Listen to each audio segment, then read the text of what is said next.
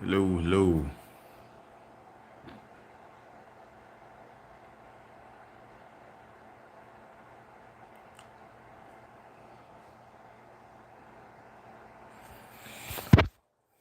Hello, hello.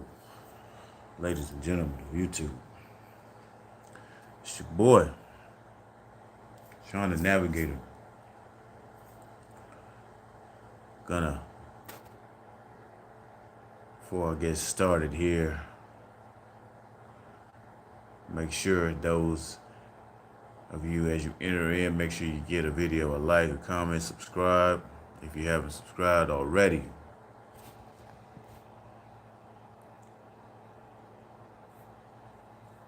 try to give people a couple of minutes to try to get in before I get started here.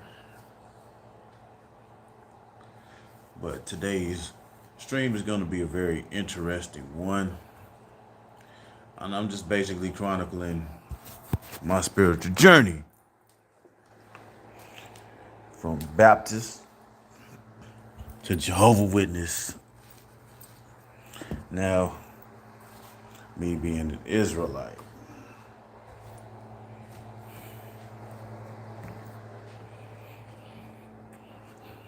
First religion that I was in, being Baptist. I mean, hell, I was pretty much born into that, right? First time I got baptized into the Baptist religion, I mean, I was 5 years old, man. Think a 5-year-old really knows what they're doing as far as baptism? Think not. I was practically one of them baptisms where, your parents tell you, boy, if you don't get your ass in that damn water, I'm gonna beat your ass type shit. And then as time progressed, you know, scriptures tell you to train up a child according to the way, he won't part from it. But as time progressed, I started noticing, a lot of the adults in the church going to church less and less. Even my own parents, it became more me getting up and going to church every Sunday by myself. I think that trend started probably right around 7 or 8 and lasted until I was about, 13 years old. What's going on? Hey, yeah, all sorts. What's going on? That weed, what's going on, bro? I'm just basically, chronicling my journey, man, my spiritual journey, and how, I went from being Baptist to, Jehovah Witness to Hebrew Israelite. I'm gonna get back into it, but yeah, basically, man, just, then I would go to, you know, people I thought had respected, in the church, and tried to ask them different questions, as far as like, if God is a God that loves us, why does He allow certain things to happen? And then you read certain passages in Scripture, that they can't answer, and it causes you to question. It's like, man, if I'm going to this, religious organization, and I'm trying to get answers to certain questions, and I can't come to you as somebody that is supposed to be knowledgeable, then why am I wasting my time going to this particular religious organization to try to get answers? So, you know, I went through a phase, I say from 13 to 18. I never stopped believing in God, but it's like also I'm like, I don't necessarily see it as, a requirement to go to these religious places, and then I just got tired of seeing all the plates passed around when I ain't see anywhere in scripture where plates was necessary. And I knew that, my siblings at the time, they had affiliations with the Kingdom Hall, and I had learned certain things from them, and I would take it and ask questions. Okay, the witnesses are saying X, Y, and Z. Then and when I look at the scriptures, you know, what they saying makes sense, make certain things harmonize. So how come we not teaching this in the church? And I couldn't find no satisfying answer. So 18 comes, I move out of my mom's house or whatever, and I decide, to take part into the, Jehovah Witness religion. And, you know, I'm seeing that, they took the places where it says Lord in all caps, and, they put the name Jehovah, which they said was the English translation of the name of God. But then when you do the research, here's the thing though. They also admit in their research, right, that in the Tetragrammaton, the name of the Most High is YHWH, which, once they indoctrinate you, you don't really pay any attention to it, right?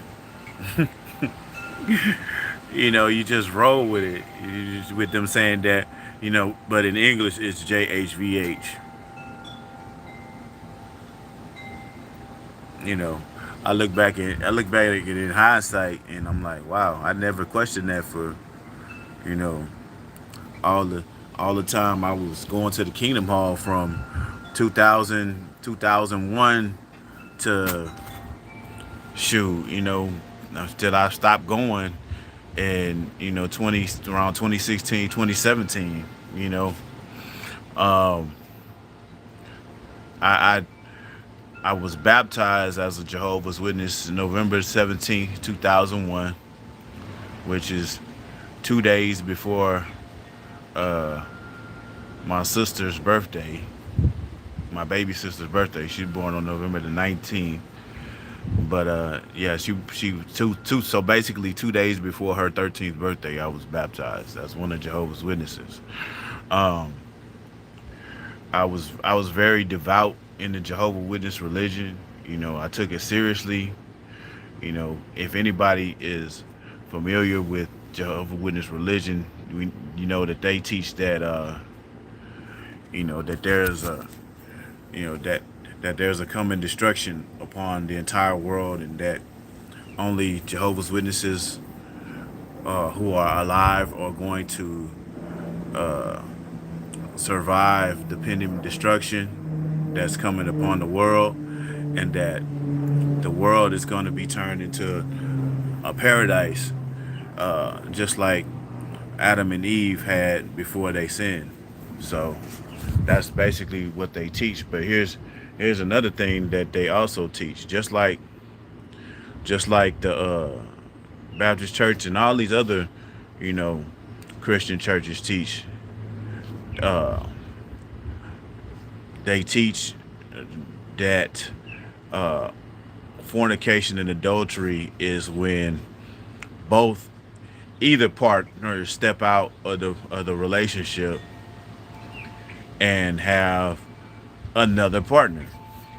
When you really look at um, what the scriptures say, the scriptures teach that adultery can only occur when a woman sleeps with a man that's not her husband. Should have been started in Africa while she's already married, or when a man sleeps with another man's wife. That's what adultery is. And they also teach that fornication is quote unquote sex before marriage. But we all know that, well, those who are enlightened in the truth know that sex actually is marriage, and that fornication is really illicit sexual acts or unorthodox sexual acts. I'm not going to really break that down. I'll just touch on a few of them. Bestiality, pederasty, homosexual sex. I'm just going to leave it at that, you know, because I don't want YouTube to flag my video. Some of the things that the witnesses do teach that correlate with scripture is, they don't really do the tithing thing, so, there's kudos to them on that. But one thing that they don't really touch on too much, even though they do cover both the Hebrew and the Greek scriptures, which is another props and kudos to them. There's a couple of things that they don't do, even though there are some kingdom halls that have attendance on Saturdays, which is the actual Sabbath. If you do the research, Friday night sundown until Saturday night sundown, when you correlate the scriptures to the actual times, that's the actual Sabbath. So they don't really get into that. They also don't really get into the feast days. What they do have is the memorial of the death of the Messiah.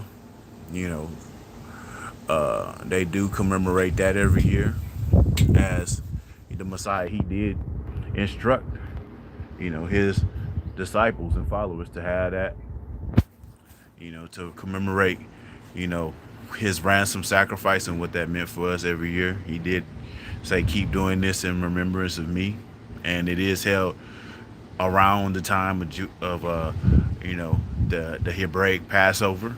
So kudos to them. So they do a lot of things that are in harmony with scriptures, but there's also some things that they don't do that's in harmony with scripture. Like when you delve into scriptures like Daniel chapter 6, which shows that the Most High is melanated. Revelation chapter 1 and verse 14, which shows that the Christ was melanated. Then you got other scriptures that describe even Moses, how he was able to blend in with the Egyptians, who we all know that the ancient Egyptians,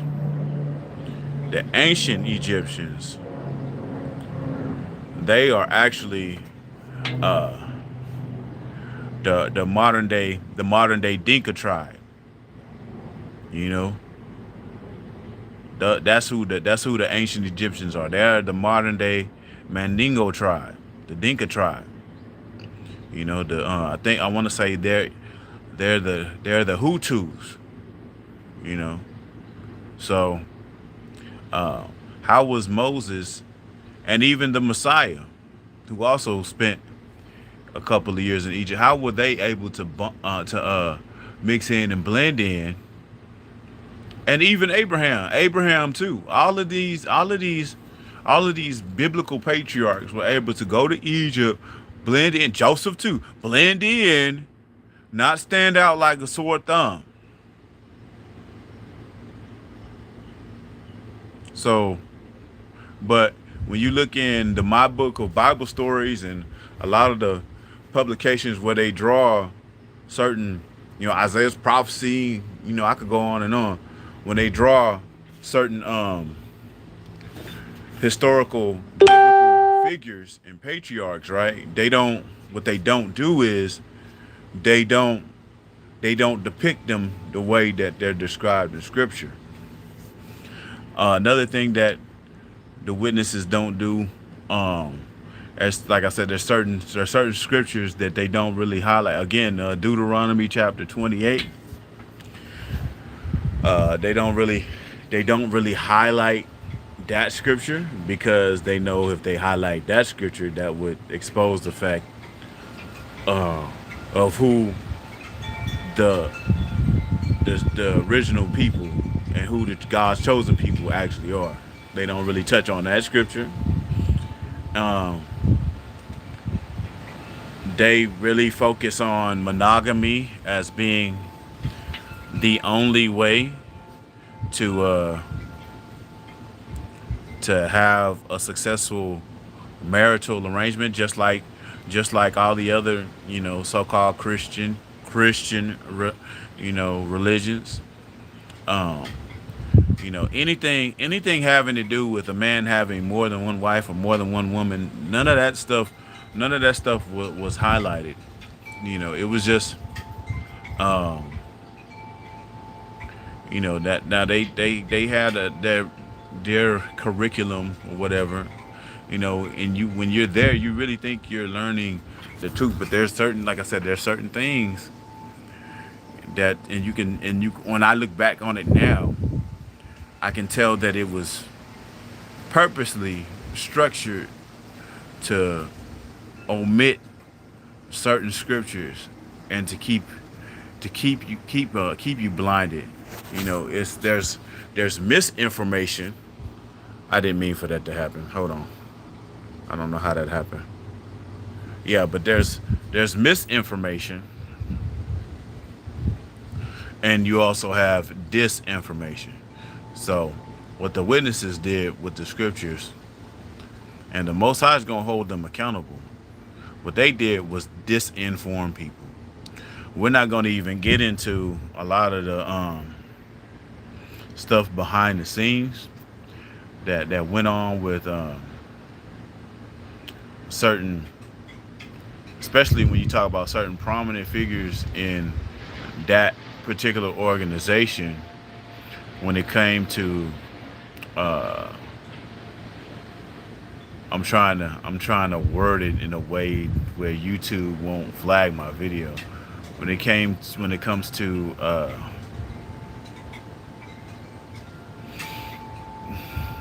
certain inappropriate conduct with young men and women, I'm gonna just put it that way, of an illicit nature, how thousands of those folks not only avoided, because witnesses have what's called a judicial committee, and they have elders and everything meet, and that's another thing that I never really agreed with. It's like, why is my spiritual future being decided by men?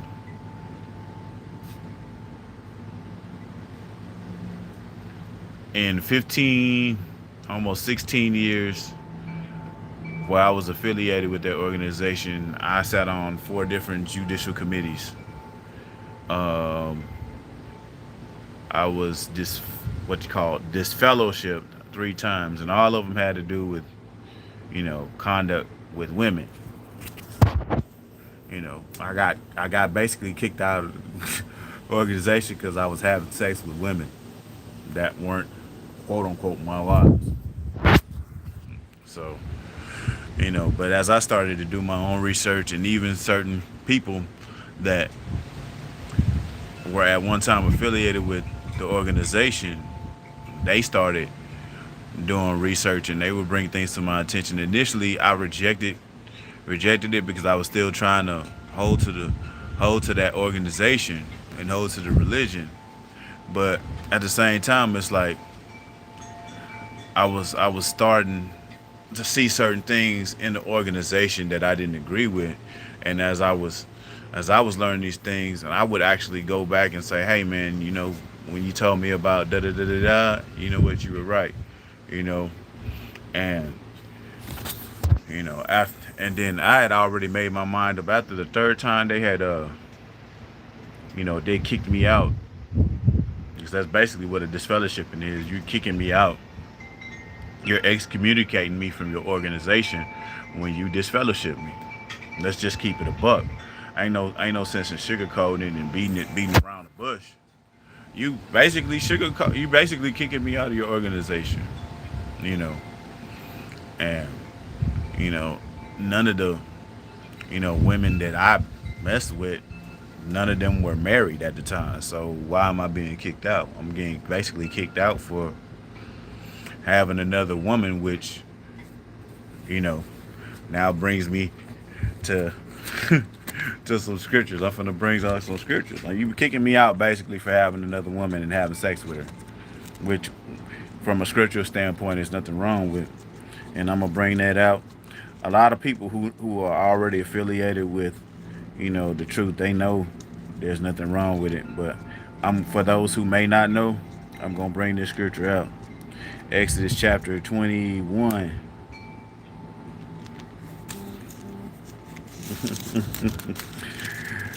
Yeah, true. I always had a bad vibe about Baptist churches. Yeah, man. All that extra shouting, Arnold, and you know what I'm saying, passing the place around, and you know, what's the point? What's the point? Yeah, Exodus chapter 21 and verse 10. It says, "If he take him another wife, says her food, her raiment, and her duty of marriage shall he not diminish." Yeah, that's Exodus chapter 21 and verse 10, man. Yeah, it's right here. If he take him another wife, her food, her raiment, and her duty of marriage shall he not diminish. So from a scriptural standpoint, I mean, I didn't really do anything wrong, as far as sleeping with these women. But yeah, exactly. When they start speaking in tongues, yeah, man, it is demonic because they're not even speaking the actual language on it. They just speaking gibberish. I will say the only thing I probably did wrong as far as sex with women from a scriptural standpoint, I ain't gonna lie. I'm not gonna sit up here and act like I was a saint. There was a time where I was a little trick, you know. I was a little trick. I testify, I was a trick, you know. You know, there were times in my life, especially when I was in my 20s and early 30s, where yeah, I was trick daddy dollars, and we know the Most High don't approve of no prostitution. So, I mean, I'm coming clean on that. But you know, yeah, he said we all was there, brother. But like I said, one thing, like I said, as certain people that I knew that were melanated like me, that were once affiliated with the witnesses, they started coming into the knowledge of the Most High, and they opened up my eyes to certain, or was trying to open up my eyes to certain things. Like I said, initially I rejected it, but then I started doing my own research myself, and then I started seeing some things, man. And like I said, I looked at certain scriptures, like I said, Daniel chapter 10 and verse 6. You had Revelation 1 and verse 14. You have other scriptures that describe people like David and others as ruddy in the Song of Solomon. You know what I'm saying? The Shulamite girl. I even noticed this when I was a witness. It said that she was a black girl. So I'm like, I was like, the more I started seeing, it's like, the more I realized, I was like, you know what? Starting to seem like melanated people are God's chosen people. And the more I started researching it, the more I started realizing, yeah, we are. We're God's chosen people. But, we lost our way. And then and the more I started learning about who my people are really in scripture and in the Bible, the more I started resenting the Baptist church, the more I started resenting other churches I had went to, the more I started resenting, the witnesses. And the more thankful I was to, everybody that, had opened up my eyes from people that initially brought it to my attention, so as far as friends and family members, to even brothers like, I'm gonna name some brothers, man, like that really helped me out in my spiritual journey, man. That I still follow their channels today. When I have the money to, you know what I'm saying, I be on their Patreon, I get these brothers cash apps, so on and so forth. Not to try to pat myself on the back. It's just my way of showing appreciation for, you know what I'm saying, what these brothers have done for me, you know what I'm saying, as far as expanding my spiritual knowledge and growth in the truth. First brother, first YouTuber that I listened to that really opened up my eyes to the Most High. Ringo TV Raw. At this time, his channel was called Black Male Advice TV. The second brother, New Breed Global Truth, opened up my eyes to a lot of truth. Another brother, Rollo. His channel is called Rollo Floridian Real Talk now, but it was just called, it was just, at that time, it was just called Rollo. Another brother that helped me open up my eyes, Pastor Dow. Helped me open up my eyes to a lot of stuff. You know what I'm saying? And another brother that kind of helped me out too, as well as and we both came into the truth around the same time, man. Mark the Messenger.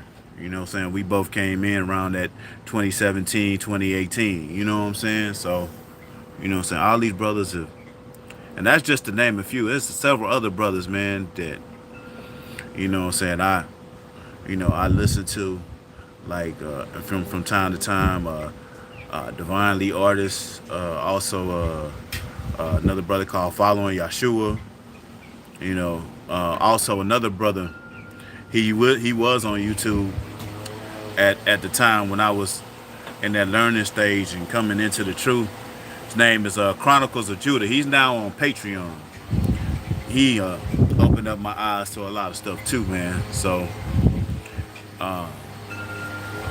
you know, I'm really indebted to, you know what I'm saying, those brothers and, you know, other brothers who have helped me along the way, man, be edified in this truth. And, you know, I just wanted to really take the time and give everybody a little bit of my spiritual journey, man, and let everybody know, you know, how I came to, you know, be of the Hebraic Messianic faith, because I still, you know, believe in the Messiah. I just know his true identity. And you'll hear a lot of folks in the churches that'll try to actually say that it doesn't matter, or why does it matter? It matters because it has to do with accurate knowledge. You know, did not the Messiah say in John chapter 17 and verse 3, and I'm finna open up the Bible, man. Did he not say this? Our Messiah. I'm gonna end on this scripture. This is how important, you know, and this is a scripture that, you know, when I was a witness, we used it a lot, but it's even more applicable now with me being the Hebraic faith. Think about this. I want y'all to think about this. John chapter 17 verse 3, right? It says, "This is life eternal, that they might know thee, the only true God, and Jesus Christ, whom thou hast sent." So, if Yahshua, the Messiah, right, is telling us that, you know, it means life eternal for us to take in accurate knowledge.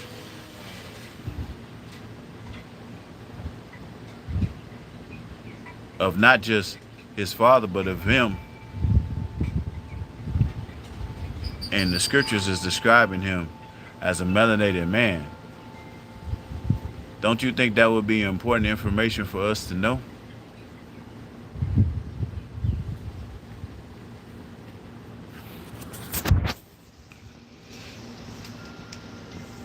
And if this isn't being taught in churches, if this isn't being taught in kingdom halls, if this isn't being taught in temples, whether they claim to be Israelite or not, these things aren't being taught.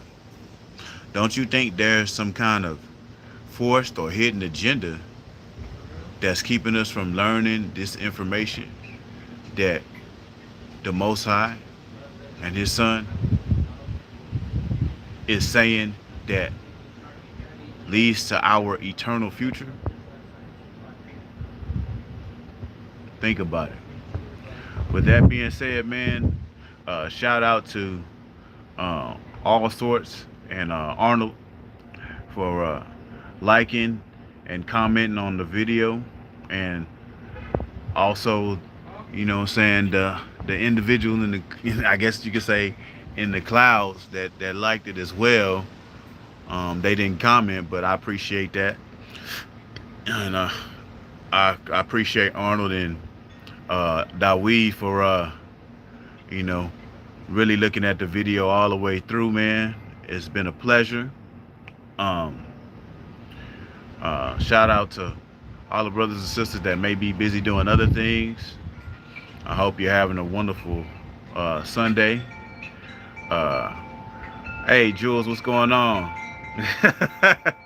It's all good. It's all good. I know a lot of people are at work and maybe doing other things, man. But I appreciate you. I appreciate you listening in, man. And again, thank everybody for those who listen.